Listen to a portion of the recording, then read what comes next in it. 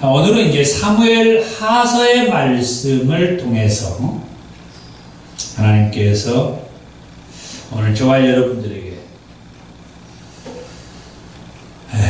무엇을 말씀하셨으며 그 말씀을 통해서 우리는 하나님을 어떻게 알고 또 어떻게 믿고 신앙생활을 또 우리가 어떻게 해야 하겠는가 하는 그런 은혜가 있었으면 합니다. 늘 말씀을 드립니다마는 사무엘 상서와 사무엘 하서는 본래 한 권의 책이라고 했습니다. 그러나 헬라어역인 70인역으로 번역을 하면서 그 부피가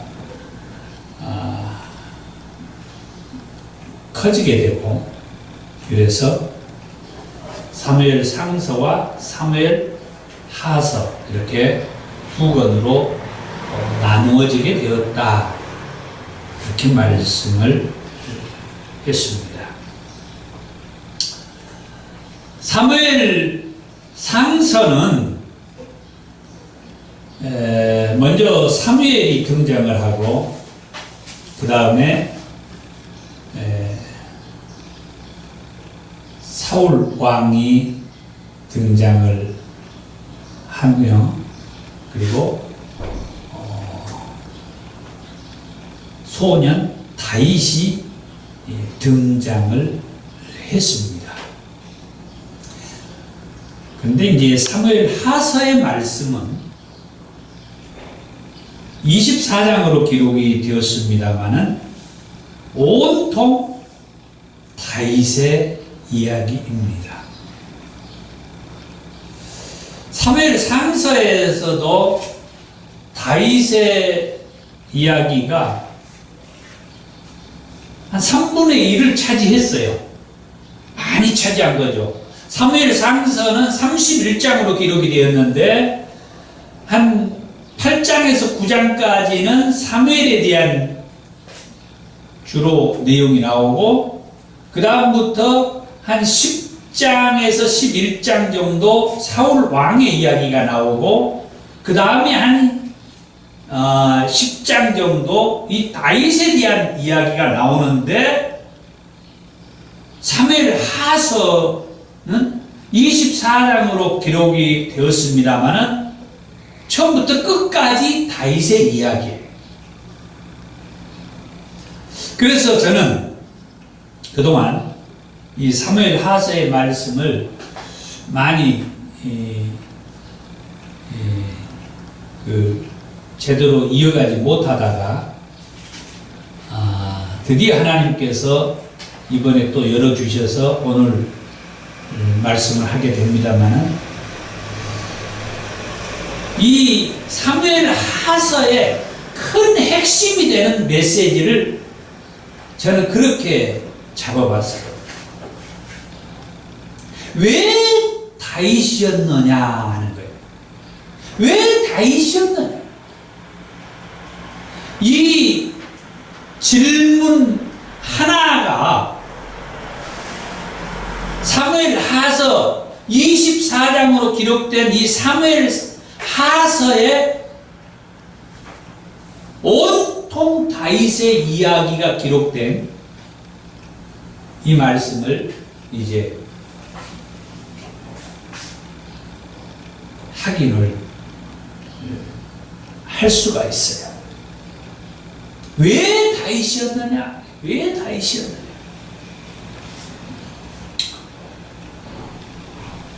먼저 첫 번째로, 다윗은 분열된 나라를 하나의 나라로 통일한 그런 왕이었어요.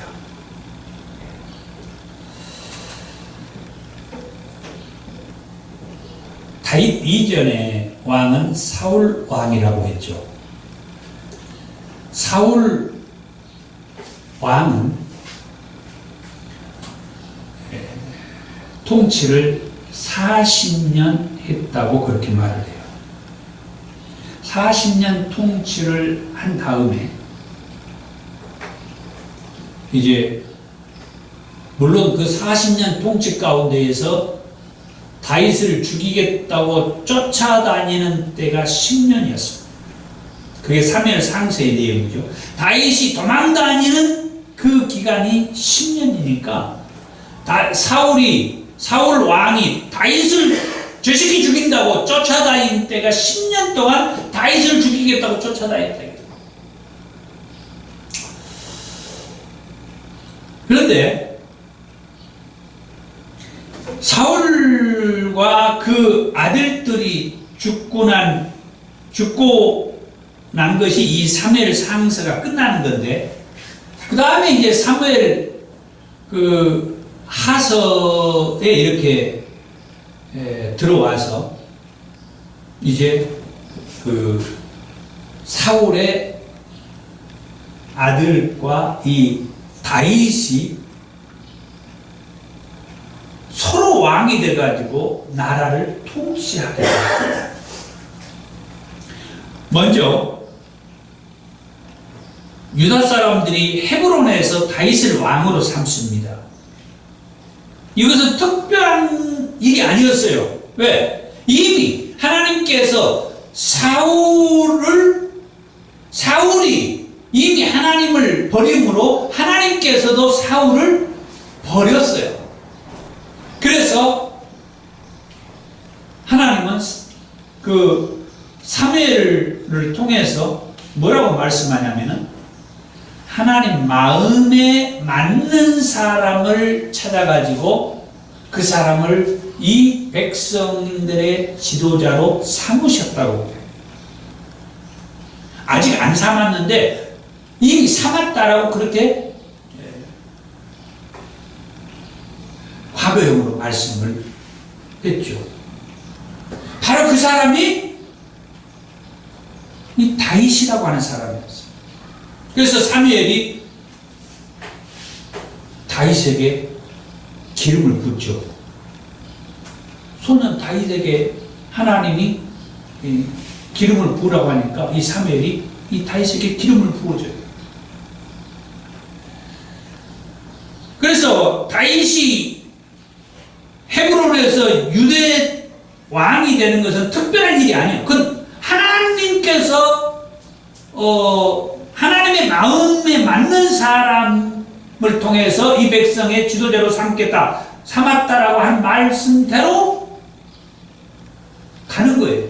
그런데 문제는 사울의 군사령관 출신인 넬의 아들 아브넬이 그때까지 살아 있었던 사울의 아들 이스보셋이라고 있는데, 이 사울의 아들 이스보셋을 마하나임에서 이스라엘의 왕으로 삼아요. 이것이 문제가 된 거예요. 그래가지고 사울의 집과 다윗의 집 사이에 전쟁이 끊이지 않아. 그런데 이 전쟁은 다윗의 집이 승리해요. 싸우면 싸울수록 다윗의 집이 승리하고 이 사울의 집은 점점 약해져가요. 그런 사이에 사울의 집에 이 아브넬의 이 세력이 점점 득세, 강해져 가고 있어요.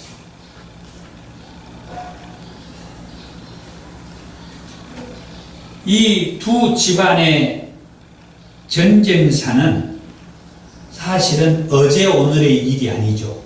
서두에도 말씀드렸다시피 사울 왕이 소년 다윗을 때려 죽이겠다고 했던 사무엘 상서에서 10년여 동안 다윗을 죽이겠다고 쫓아다녔던 그때로부터 이 사울의 집과 이 다윗의 집의 이 전쟁은 시작이 되었다.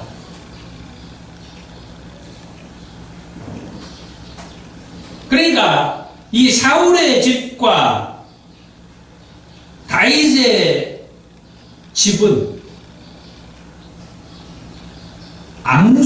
암숙관계라고 해도 틀린 말은 아니에요. 하여튼 눈에 가시 보이기만 하면 막 가만두고 싶지가 않는 거죠.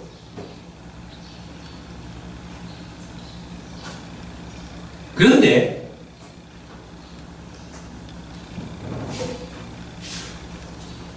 하나님께서는 다윗을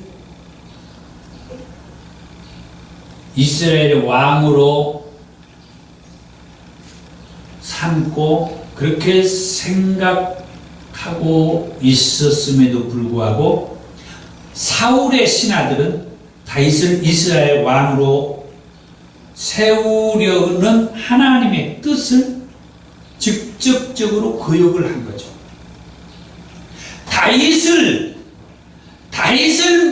다윗이 못마땅하니까 왜? 그 사울의 시대 때부터 이 다윗을 그렇게 죽이고 싶어 했기 때문에 그 사울의 그 집안 사람들은 무슨 소리를 들었겠어요? 무엇을 보고 살았겠어요? 저 다윗 저것을 죽여야 된다. 저것을 살려두면 안 된다. 또 이 사울 왕이 저 다윗을 죽이기 위해서 10년 동안 다윗이 사방으로 도망다닐 때 그 사울의 신하들이 저 다윗을 죽이려고 그 다윗이 있다는 데마다 쫓아다녀가지고 다윗을 찾으려고 하고 그 고생을 다 했잖아요. 생각하면 생각할수록 분통이 터지는 거죠. 아무리 하나님께서 다윗을 이 나라의 왕으로 삼으려고 했다 할지라도 그냥 이 사울의 신하들 속에는 다윗 그리고 지금의 그 다윗의 집안 이제 다윗이 결혼해가지고 자녀들도 많이 있으니까 그 다윗의 후손들 아주 지긋지긋한 거죠.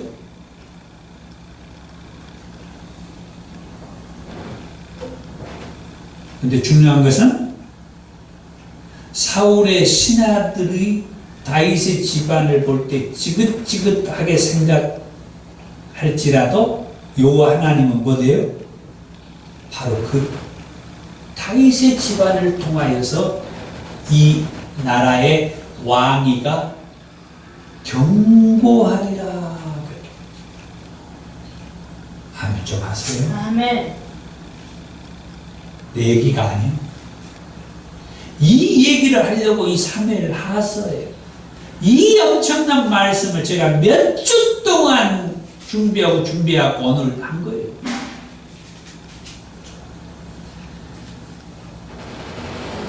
이런 와중에 사울의 그 신하 넬의 아들 이 아브넬이 살해를 당해요.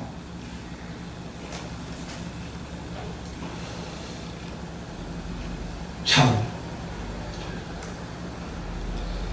놀라운 일이죠. 이 아브넬이 사울의 첩과 통관을 해요. 이 얘기를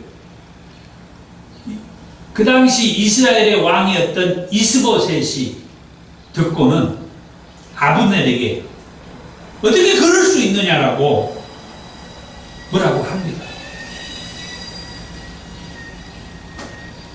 그러자 이 아브넬이 이스보셋의 말에 분개를 해요.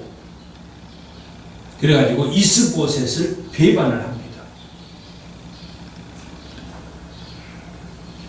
그러면서 이 아브넬이 이런 얘기를 해요. 사무엘하 3장 9절에서 10절의 말씀에 보면 여호와 하나님께서 이 나라를 사울의 집에서 다윗에게 옮겨 이스라엘과 유다에 세우리라 했던 그 말씀을 이스라엘의 장로들과 베냐민의 그 온 집안 사람들에게 이 하나님의 말씀을 얘기하면서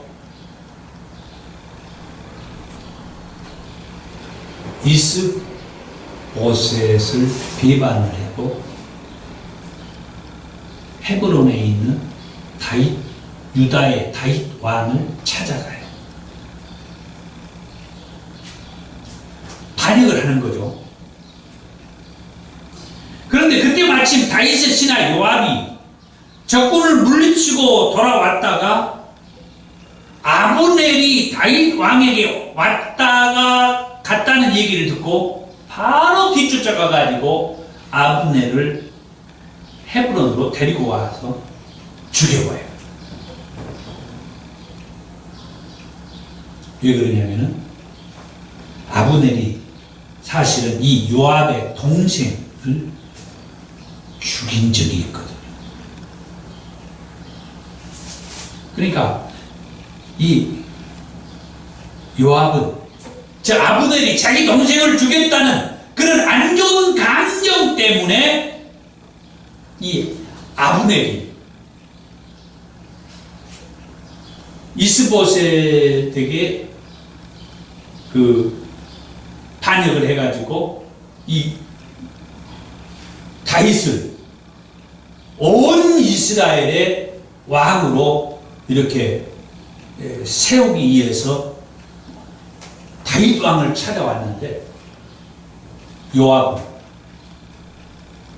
그런 하나님의 뜻도 모르고 자기의 안 좋은 감정을 가지고 아브넬을 죽여버린 거죠. 참 이 사무엘 하서의 말씀을 보면은 온통 다윗의 이야기라고 있는데 온통 피비린내 나는 그런 말씀.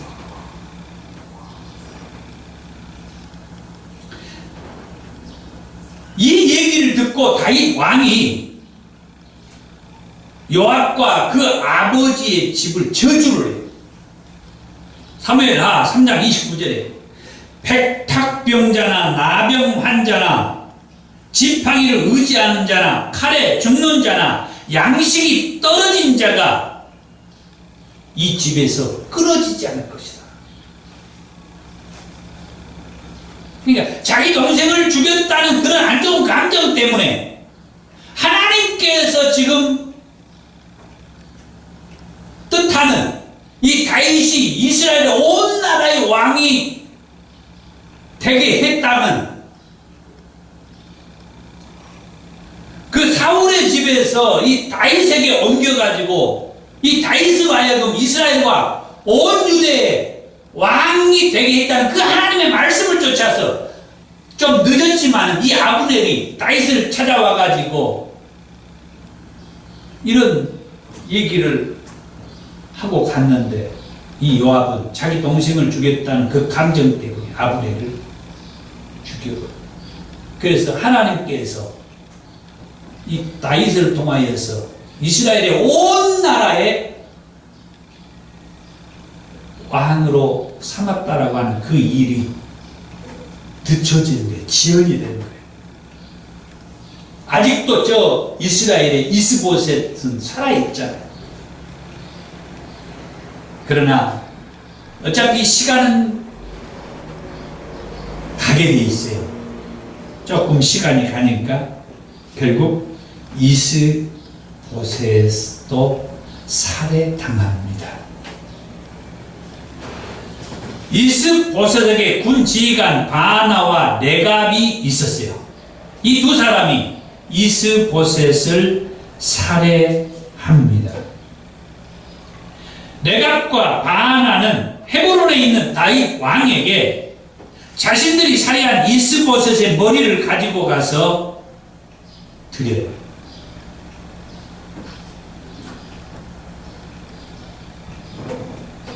그러면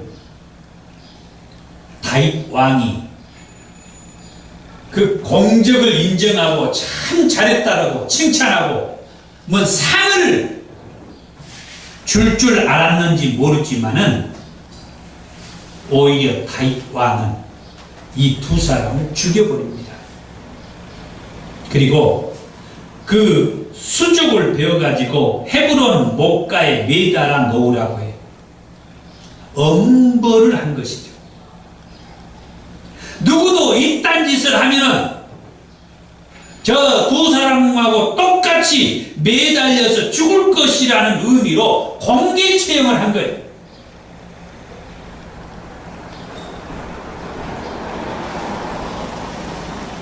다윗 왕은 사무엘하 1장에서 아말렉 청년이 사울이 죽었다면서 사울의 왕관과 팔에 있는 고리를 벗겨 가져온 아말렉 청년을 죽인 일이 있어요. 사울의 왕관을 가져온 아말렉 청년이나 이스보셋의 머리를 가져온 레갑과 바하나의 특징은 다윗 왕을 고통스럽게 했던 사울 왕이나 이스보셋이 죽었으니 이제 걱정하지 말고 편안하게 생활하기를 바랬을 것이지만 다윗 왕은 나름대로 업적을 쌓은 이 사람들을 죽여버리고 말았다는 것. 그것은 어떤 사람들의 업적, 공적에 의해서 자기가 이 이스라엘 나라의 왕이 되는 것을 원치 않는다는 거예요. 하나님께서 이미 자기를 온 이스라엘의 왕으로 세우셨다라고 하는 것을 이 다윗은 그걸 믿고 있었다는 거예요. 그러니까 이 아말렉 청년이나 또 이 레갑과 바하나 이 두 사람처럼 다윗을 고통스럽게 하고 힘들게 하는 그런 대적자들을 이렇게 우리가 죽였으니까 편안하게 생활하십시오. 걱정하지 마십시오. 그렇게 안 해도 된다 하는 그런 이야기이죠. 어떻든 이렇게 해서 다윗은 온 이스라엘의 왕이 되었습니다. 다윗이 온 이스라엘의 왕이 된 때는 그의 나이 30세의 왕위에 올랐으며 사울 왕과 같이 40년 동안 통치합니다. 헤브론에서 7년 6개월을 다스렸고 예루살렘에서 33년을 다스렸다고 합니다. 반대로 이스보셋은 나이 40세에 이스라엘의 왕이 되었으며 2년 동안 이스라엘의 왕위에 있었다고 합니다. 그 다음 두 번째로 다윗은 온 이스라엘의 왕이 되어서 무슨 일을 하냐? 영토를 확장하는 일을 해요.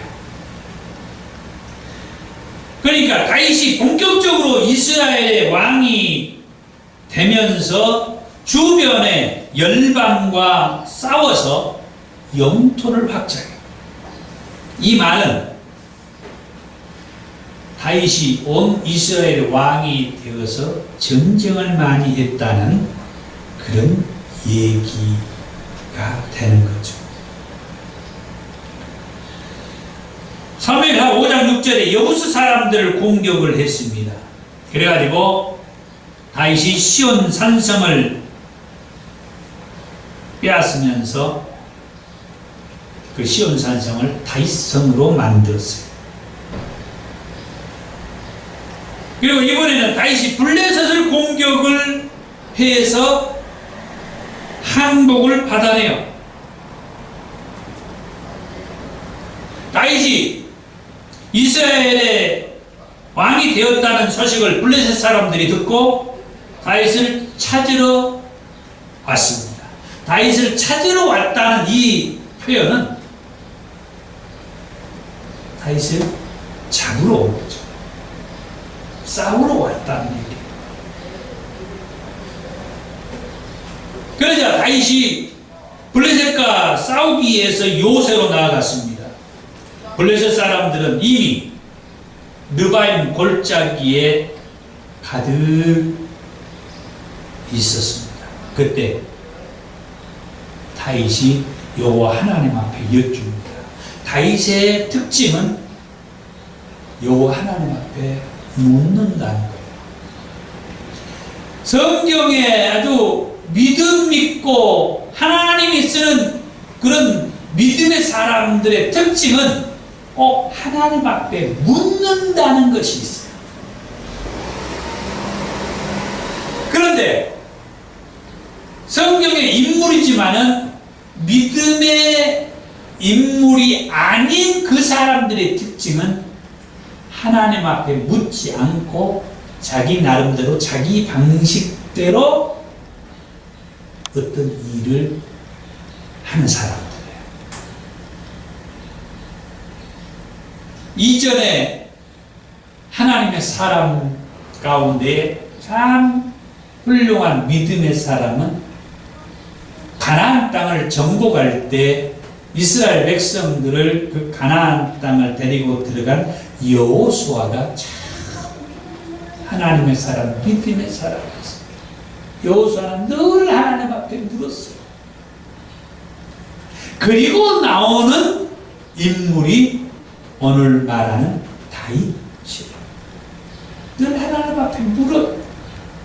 자, 이제 블레셋과 싸우기 위해서 딱 진영에서 갖추고 있으면서 그때 하나님 앞에 묻습니다. 내가 블레셋 사람에게로 올라가리이까? 여호와께서 그들을 내 손에 넘기시겠나이까? 그때에 여호와 하나님께서 다윗에게 그렇게 말합니다. 올라가라. 내가 반드시 블레셋 사람을 내 손에 넘기리라. 이처럼 여호와 하나님으로부터 음성을 들었던 다윗 왕이 그 하나님의 말씀을 붙잡고 블레셋을 공격을 합니다. 공격할 때마다 물리쳐요.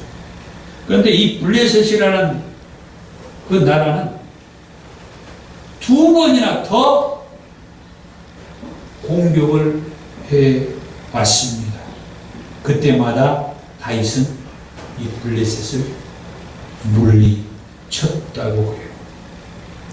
그리고 모압을 쳤는데 3분의 2를 죽였어요. 모압 백성들 3분의 2를 죽이고 3분의 1만 살려줬다. 그러자 살아남은 3분의 1의 그 모압 사람들이 다윗의 종이 되어가지고 다윗에게 조공을 바쳤다. 또 소바 왕 하닷 에셀이 자기 권세를 회복하려고 유브라데 강으로 갈 때에 다윗이 그들을 쳐서 마병 1700명과 보병 2만 명을 사로잡고 병거 100대의 말만 남기고 그의 병거 말은 힘줄을 끊어버렸다. 다메섹의 아람 사람들이 소바왕 하다데스를 도로로 올 때에 다윗이 이 아람 사람 2만 2천 명을 죽이고 다메섹 아람의 수비대를 두매 아람 사람들도 다윗의 종이 되어서 조공을 바쳤다고 해요.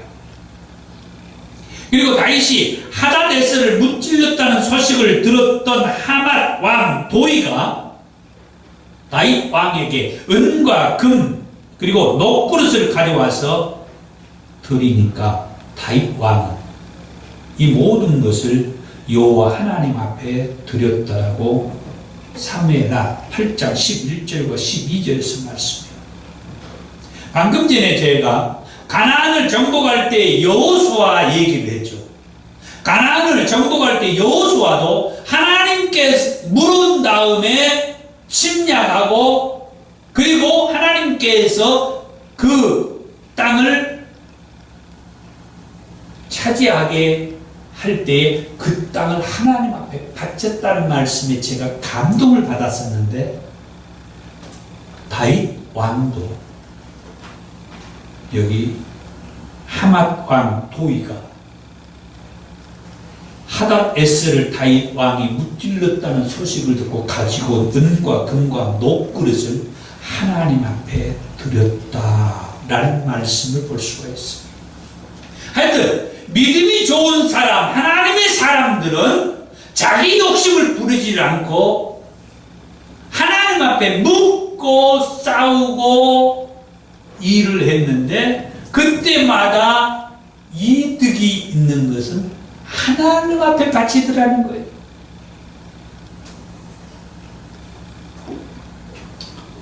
그 후에도 다윗 왕은 소금 골짜기에서 에돔 사람 18,000명을 쳐 죽이고 에돔에 수비대를 두었으며 에돔 사람이 다 다윗의 종이 되었다고요.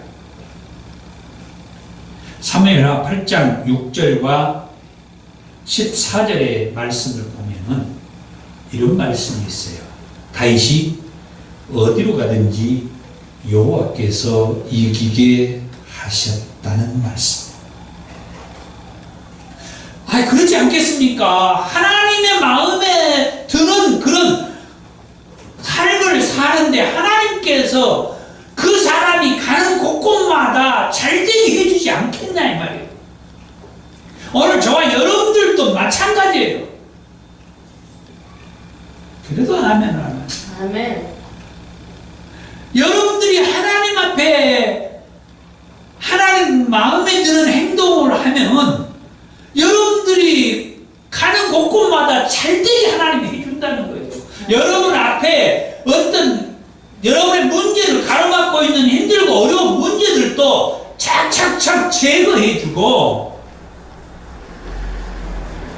잘 풀리게 해준다는 거예요. 하나님께서 어떻게 하면은요, 하나님의 마음에 드는 그런 믿음의 삶을 살면. 아멘.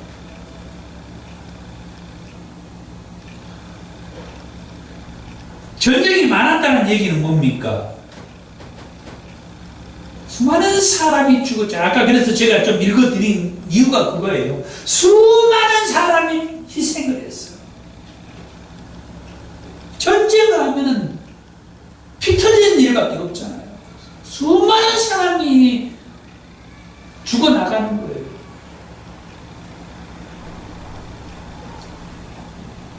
피 흘린 사람들이 많았다. 사무엘하 5장에서 블레셋과 전투가 3번 있었다고 했죠. 사무엘하 8장에서 모압과 전투에서 모압 백성의 3분의 1을 죽였다고 했죠.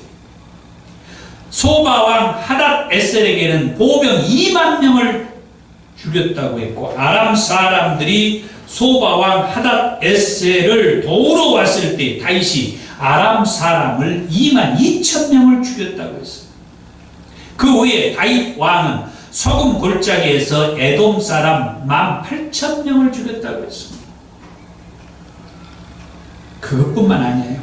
사무엘하 10장 18절에 다윗이 아람 병거 700대와 마병 4만 명을 죽이고 군사령관 소박을 죽였다고 했습니다. 그리고 밧세바를 취하기 위해서 충신인 우리아를 전장에서 죽게 하기도 했고 자기 신하도 죽게 한 거예요. 나중에 아들 압살롬의 반역으로 인하여 동족끼리 터지게 싸우는 일이 벌어져요. 사무엘하 18장 7절에서는 이스라엘 백성이 다윗의 부하들에게 2만 명이나 전사했다고 말씀했어요. 급기야 압살롬도 다윗의 장수 요압에 의해서 죽고 말았죠. 하여튼 다윗이 하나님의 전을 건축하지 못한 이유가 열왕기상 5장 3절의 말씀에 보니까 사방의 전쟁으로 인하여 하나님의 전을 하나님께서 건축하지 못하게 했다라고 말씀해요. 그러니까 이 다윗 이 시대, 이 사무엘하 이 24장의 이 시대에는 수많은 전쟁의 역사를 통하여서 수많은 피 흘리는 이야기다. 그것으로 인하여서 다윗의 이미지는 강성의 이미지가 있었어요. 이 강성의 이미지 때문에 다윗에게는 대적자들이 또 많아요. 사울의 그 사람들에 의해서 유다와 이스라엘이 나뉘는 일에서부터 충신인 우리아를 전쟁터에서 죽게 하는 일이라든지 아들 압살롬과 베냐민 사람 비그리의 아들 세바의 반역에 이르기까지 이 다윗에게 있어서는 많은 그 다윗을 대적하는 무리들이 등장을 했습니다. 세 번째로 다윗에게는 하나님께서 나단 선지자를 통해서 새로운 역사를 계시해 주었어요.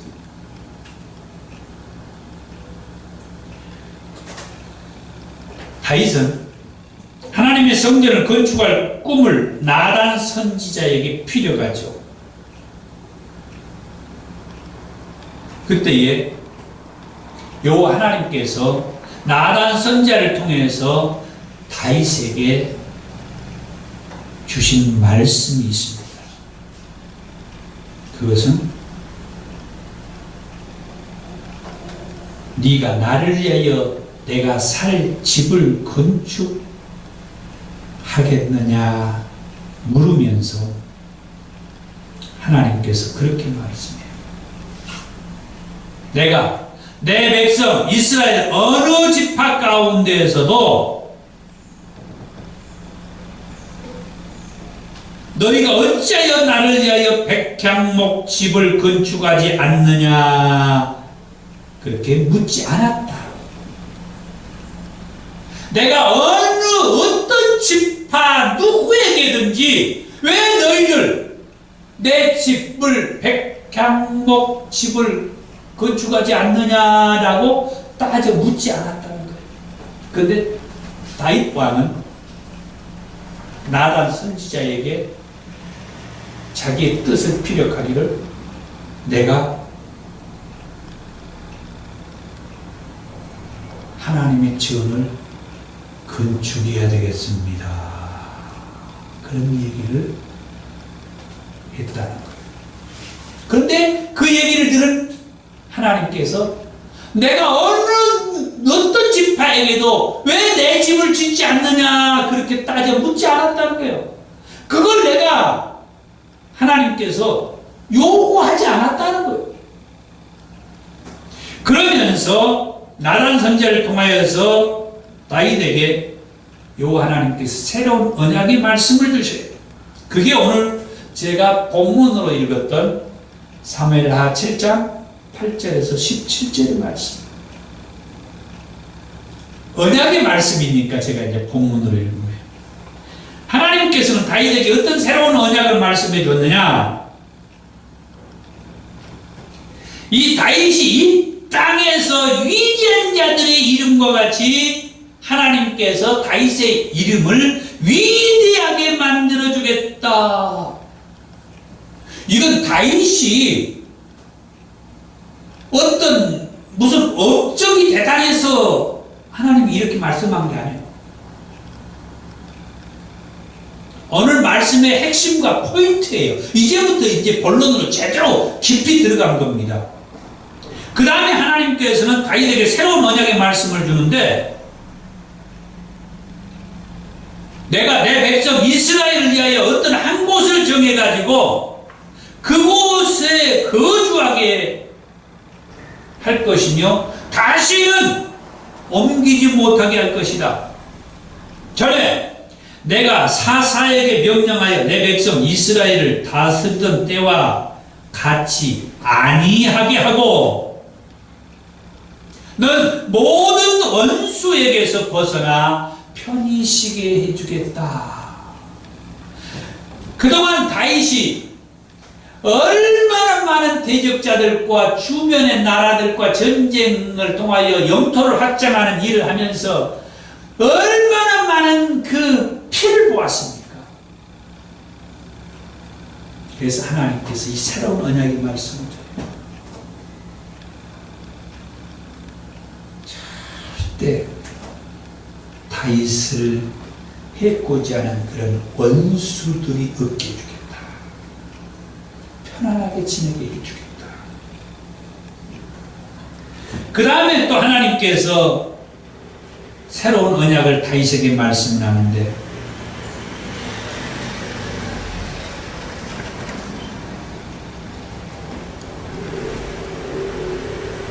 다윗이 하나님의 성전을 건축하고자 원했잖아요. 그것을 다윗의 아들을 통하여서 하나님의 성전을 건축할 수 있도록 해서, 내가 네 몸에서 내 씨를 내 뒤에 세워 그의 나라를 견고하게 하리라. 그는 내 이름을 위하여 집을 건축할 것이요. 네가 내 집을 건축하기를 원했던 그 뜻을 네 아들이 내 집을 건축할 것이다 이 말이고, 나는 그의 나라 왕위를 영원히 견고하게 하겠다. 나는 그의 아버지가 되고 그는 내게 아들이 될 것이다. 엄청나게 중요한 말씀. 하나님께서 가끔 가다가 하는 말이에요. 나는 너희의 아버지가 되고 너희는 내 아들이 된다. 나는 너희의 아버지가 되고 너희는 내 백성이 된다. 이게 구약의 말씀을 통하여서 하나님께서 정말 중요한 핵심의 메시지를 할 때 이 말씀이에요. 이 말씀은 영원히 함께 해가지고 그 하나님을 계속해서 믿는 자, 나중에 신약에서 우리를 구원하기 위해서 하나님께서 인간의 몸을 입고 이 땅에 오셔서 십자가에 달려 죽으시고 하늘 보좌 우편으로 올라가셔서 다시 우리를 구원하기 위해서 오시겠다는 그 예수님, 그 예수님을 믿는 자들에게는 마지막 때에 바로 이 말씀, 이 말씀으로 심판을 해가지고 나는 너의 아버지가 되고 너는 내 아들, 내 백성이 된다는 이 말씀으로 하나님께서 아이고 내 새끼 하고 우리를 천국으로 인도한다는 거예요. 하나님이 자기 새끼하고 남의 새끼를 모르겠습니까? 좀 표현이 그러네요. 하나님이 자기 자녀하고 남의 자녀를 모르겠어요? 여러분들은 여러분의 자녀하고 남의 자녀를 구분을 못합니까? 하나님 왜 그걸 구분을 못합니까? 그러면 누가 하나님의 자녀예요? 말씀대로 죄에서 사함받고 구원받을 그 예수를 믿음으로 영접한 그 사람. 요한복음 1장 12절에서 그랬잖아요. 영접하는 자, 곧 그 이름을 믿는 자에게는 하나님의 자녀가 되는 권세를 주셨다라고. 예수를 마음에 영접하는 그 사람이 하나님의 자녀예요. 마지막 때 그래서 하나님께서 하나님께서 자기 자녀를 몰라볼 수가 없다는 거예요. 우리 안에 예수를 영접했느냐 안 했느냐에 따라서 하나님의 자녀냐 아니냐 하는 거란 거예요. 그래서 저는 여러분들이 반드시 예수님을 마음에 영접 모셔드리기를 원합니다. 아멘.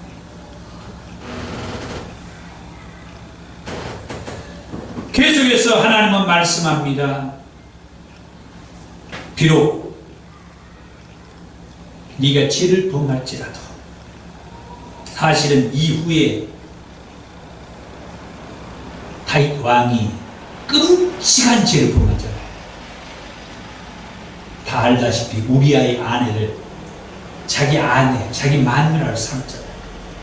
그런데 이 말씀 전에 하나님의 이 새로운 언약의 말씀에서 이걸 언급해요. 네가 죄를 범한다 할지라도 내가 사람의 매와 인생의 채찍으로 너를 징계할 것이다. 그게 오늘 제가 본문으로 읽었던 데 나오는 거죠. 절대 하나님께서 다윗이 무슨 잘못을 할 때 눈 감아주거나 얼렁뚱땅 넘어가지 않겠다는 거예요. 네가 죄를 범할 때 사람의 매와 인생의 채찍으로 너를 징계할 것이다. 그래서 사실은 다윗 왕이 아까 얘기했던 우리아의 아내를 자기 아내로 취한 이 죄를 범한 이후에 하나님께서 엄청나게 다윗을 고통스럽게 하고 힘들게 하고 아픔을 주죠. 인생의 매와 사람의 매와 인생의 채찍을 다윗에게 가했다고 하는 말씀. 그러면서도 하나님은 다윗에게 말합니다. 내가 네 앞에서 물러나게 한 사울에게서 내 은총을 빼앗은 것처럼 그에게서 빼앗지 않을 것이다. 내 집과 내 나라가 내 앞에서 영원히 보존되고 내 왕위가 영원히 경고하리라. 아멘. 비록 다윗이 죄를 지을 때는 사람의 매와 인생의 채찍으로 징계는 하지만은 이 다윗의 왕위는 이제 맥이 끊기지 않을 것이다. 그래서 이 다윗의 후손으로 우리를 구원하기 위해서 보낸받은 예수님이 오신다는 겁니다. 아멘. 이 언약의 말씀을 근거해서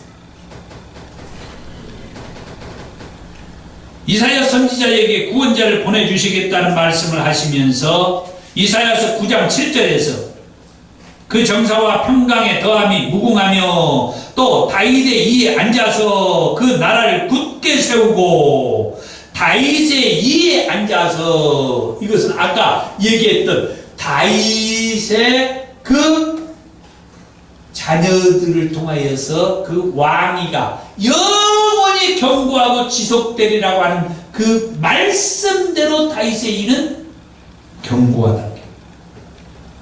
신약성경 누가복음에서도 예수님의 탄생을 얘기하면서 누가복음 1장 32절에서 저가 큰 자가 되고 지극히 높으신 이의 아들이라 일컬을 것이요 주 하나님께서 그 조상 다윗의 일을 저에게 주시리라 말씀하신 것을 볼 수가 있어요.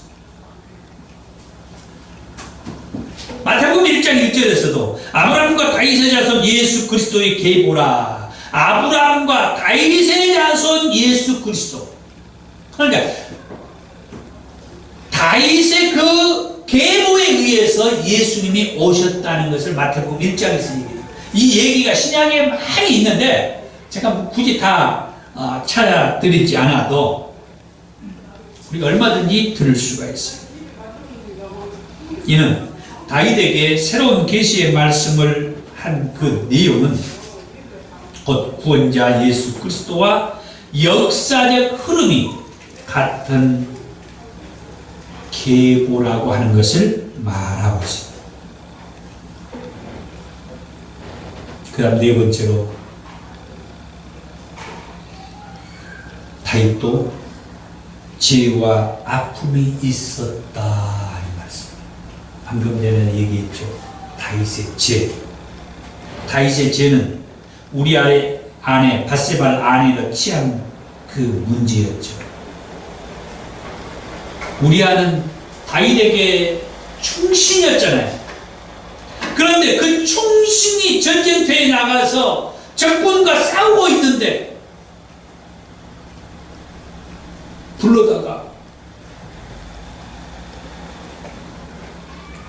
자기가 이미 그 충신의 아내를 이렇게 잠자리 해가지고 뭐가 이상한 것이 느껴져서 이 충신을 불러다가 자기 아내하고 잠자리를 하게 하는데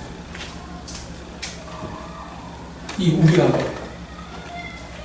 다른 수많은 병사들은 전쟁터에서 생사를 넘나들고 있는데 나는 집구석에 들어가가지고 마누라하고 사랑 타령이나 하고 있을 수 없다게 하고 그냥 그러니까 다윗이 신하들을 통하여서 마음이 불안한 것 같아. 그래서 우리아를 전쟁터로 맨 앞에 나가게 해가지고 싸우다 적군에 의해서 죽게 만든 거예요. 그러면은 그의 아내를 자기가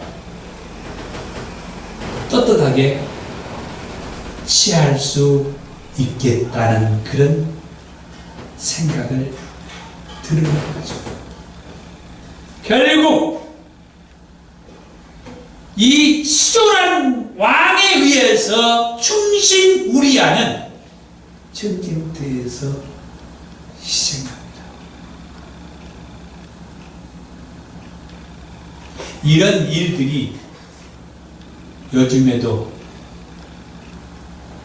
요즘 문화가 이 스마트폰 문화잖아요. 이 SNS나 또 여러 TV 매체를 통하여서 보면은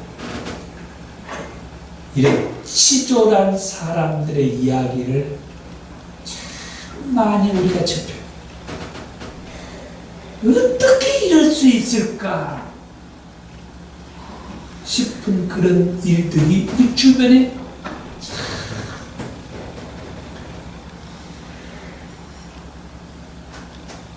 그것으로 인하여서 하나님은 아까 말씀했던 대로 네가 죄를 범하면 사람의 매와 인생의 채찍으로 징계를 하겠다 했던 말처럼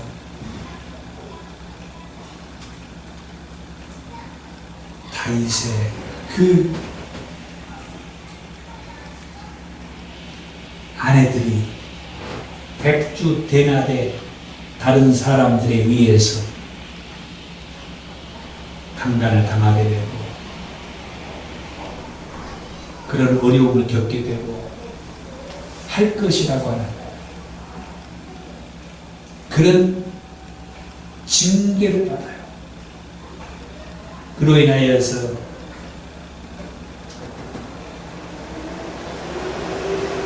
나중에 자기 아들 압살롬이 아버지에게 반역을 해요. 아버지가 왕인데 그 아들이 왕이 돼가지고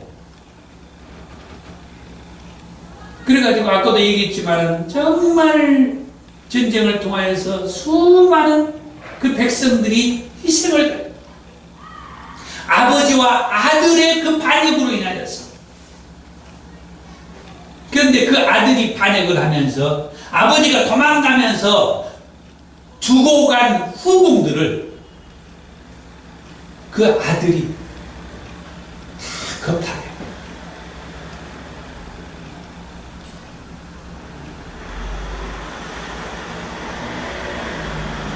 정말 맞은 거죠. 부끄러운 역사죠.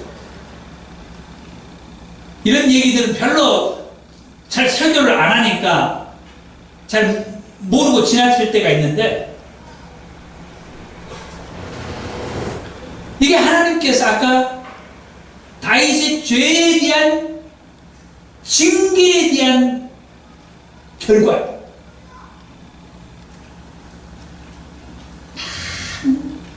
피해자들이 있고 희생자들이 있고 아픔을 겪게 된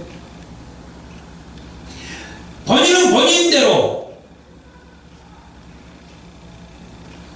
사울 왕으로부터도 10년 동안 도피 생활을 했던 사람. 그런데 이게 왕이 돼가지고도 자기 아들이 반역을 해가지고 그 아들과 싸우면서 또 도망다니는 그런 다윗 왕의 모습을 보게 되는 거죠.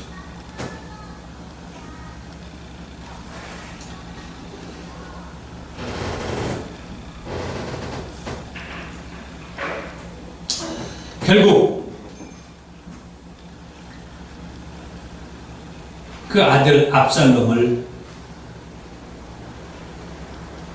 다윗의 충신 요압이 죽여요.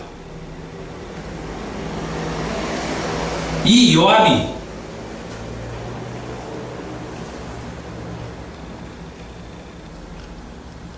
이 압살롬을 죽이면서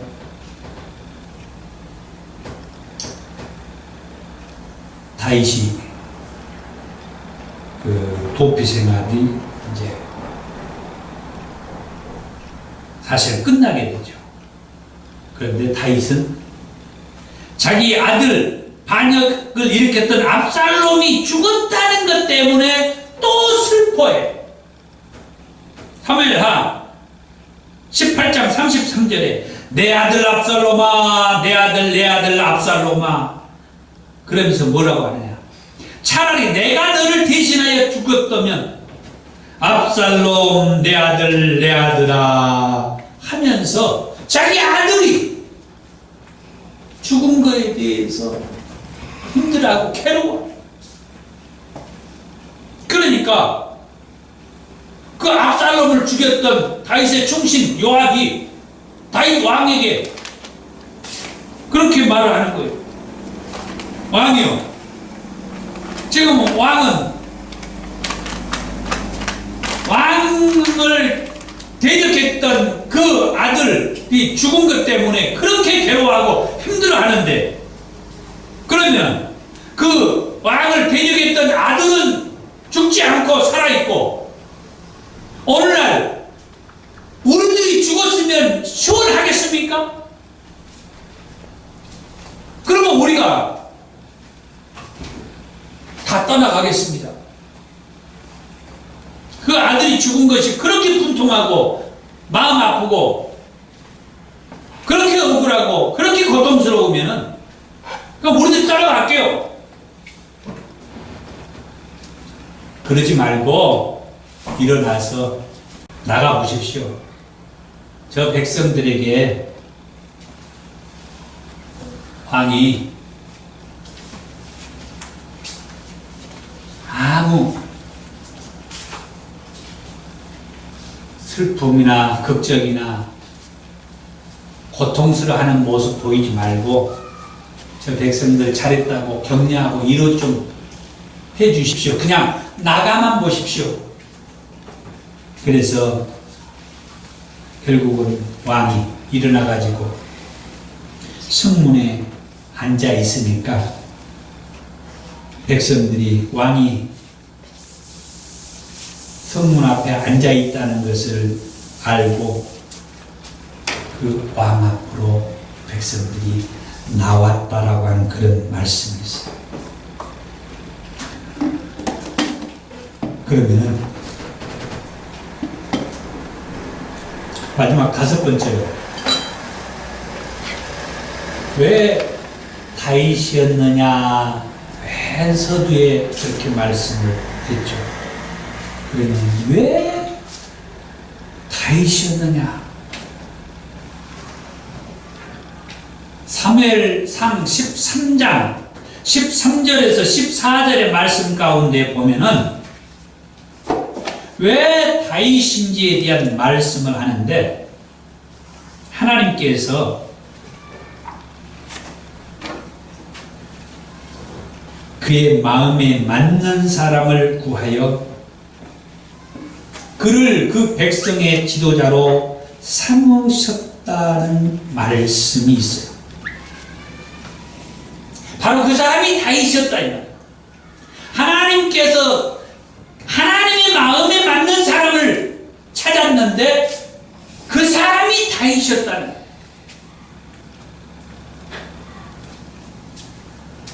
다윗은 그럼 어떤 사람이었느냐? 사무엘상 17장 45절과 47절의 말씀에 보면은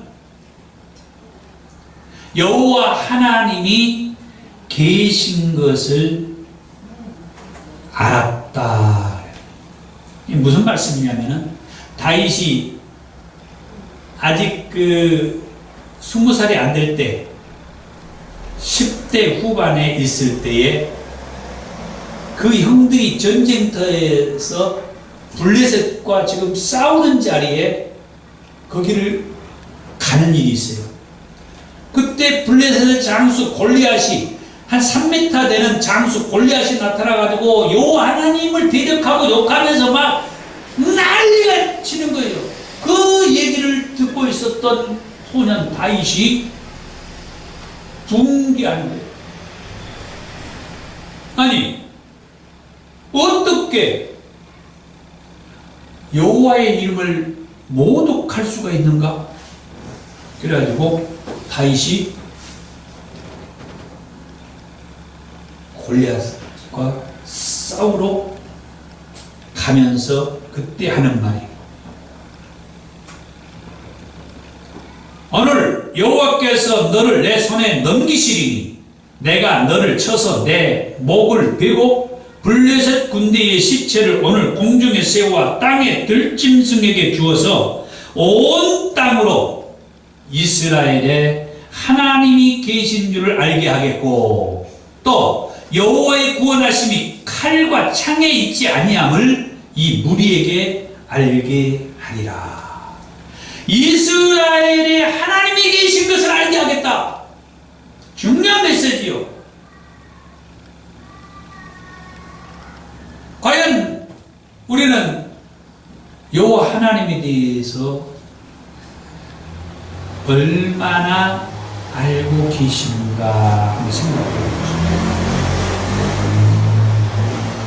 여호와 하나님께서 실존하시다는 것을 믿고 계신가? 다윗이 그 얘기를 하는 거예요. 이스라엘이 하나님이 계신 것을 알게 하겠다. 만약에 저와 여러분들이 아직도 하나님이 계신 것을 믿지 못한다고 하면은 다윗의 이 말씀을 가슴에 한번 새겨봐야 돼요. 하나님이 계신 것을 다윗은 알게 하기 위해서 블레셋의 장수 골리앗 앞에 나가서 싸웠어요. 그래가지고 그 3m가 다 되는 골리앗을 물맷돌로 쓰러뜨려요. 그것은 뭡니까? 하나님이 살아 계신다는 것을 입증시켜 준 거예요. 그리고 왜 다윗인가? 다윗은 어떤 일을 할 때마다 먼저 여호와 하나님 앞에 물은 다음에 여호와 하나님께서 말씀하는 대로 행동을 했다. 이것은 아까 설교 도중에도 말씀을 했죠. 그 다음 세 번째로 왜 다윗인가 할 때 다윗은 기름 부음 받은 자를 대한 태도가 남달랐어. 사무엘상 24장 6절과 10절, 26장 9절, 26장 11절, 그리고 사무엘 하 1장 14절, 그리고 16절의 말씀을 보면은 다윗이 여호와로부터 기름 부음을 받은 자에 대해서는 자기가 죽일 기회가 있어도 죽이질 않았어요. 그게 어떤 일이었냐면 사울 왕으로부터 자기가 도망 다닐 때 사울 왕을 죽일 기회가 2번이나 있었어요.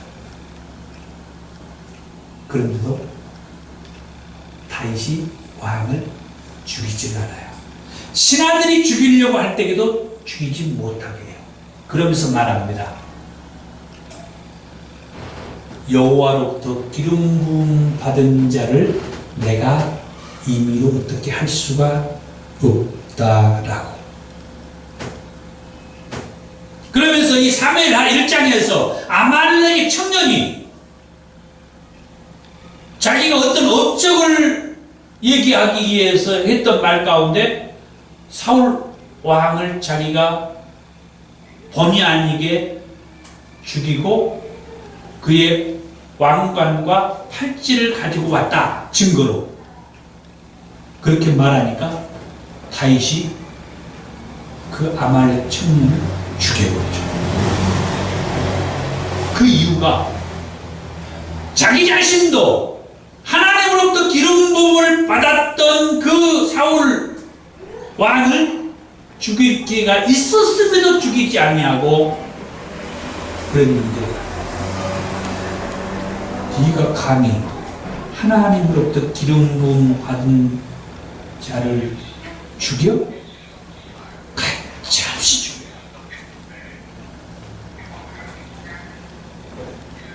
그 다음에 왜 다윗이었느냐 할 때 다윗은 충신의 충고를 기꺼이 받아들여요.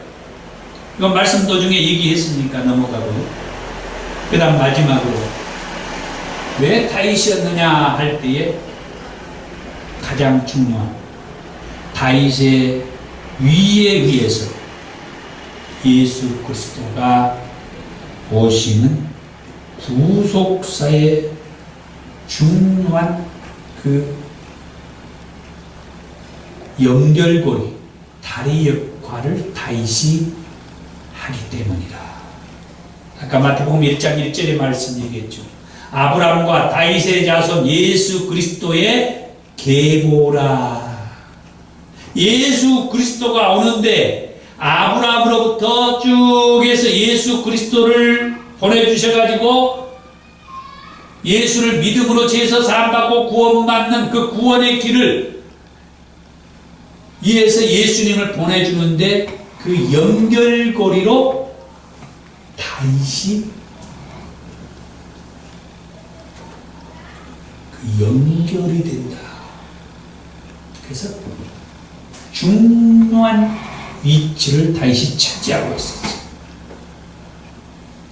자, 오늘 말씀을 맺겠습니다. 사무엘 하서는 온통 다윗의 이야기를 말씀하고 있다고 그랬어요. 그러면서 이 말씀을 통하여서 그러면은 왜 다윗이었느냐 하는 것이